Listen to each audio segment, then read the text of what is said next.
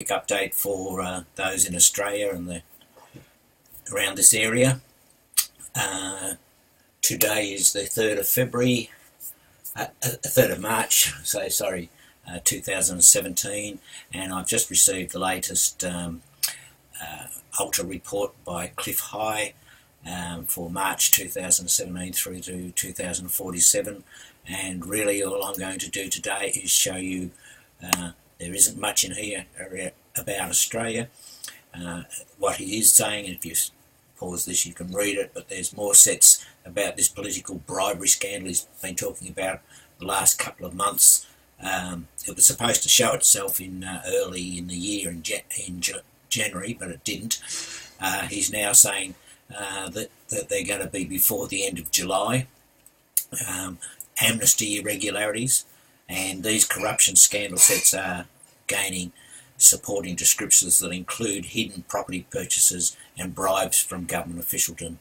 The last is referencing government workers being bribed by officialdom both from Australia and elsewhere, and they're suggesting that the scandal part of the language soon come out will be prying civil servants from their positions of power. Many more sets for very large-scale political upsets and politics in disarray, so looks like we've got some politics issues coming up. There also appears to be a document that's going to be mysteriously located in Britain, which will be pivotal to turning out the government over the latter half of 2017. The only other thing he's mentioning here in regards to Australia is the Australian dollar rising against both the US dollar and the renminbi. That will be happening over the last half of the year. Now, just to finish off this, I want to bring to your attention another thing that I think is rather interesting, popping up on Superstation 95 today. Talk of war. Australia recalls all senior diplomats worldwide for serious meetings next month. Now, we've been told, I saw on the news, that Julia Bishop's calling back all of the Australian ambassadors, and they're being told that they're going to be formulating a new foreign policy. Okay,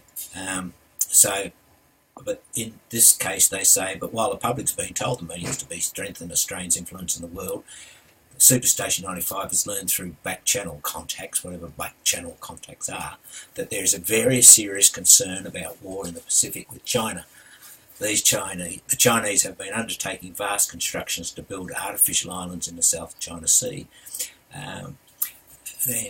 You can pause again, just read this, but we're going to war in South China Sea in 5 to 10 years, said Steve Bannon of the Trump administration in March 2016. But again, there's the only thing we can go on here is that they say that they've got back channel contacts. And then they talk about the South China Sea and what China's doing there. We all know what's going on there, but nothing really much more that say.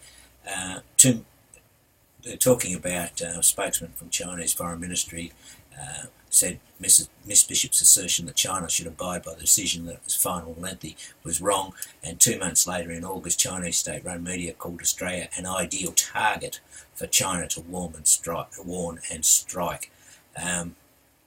Interesting.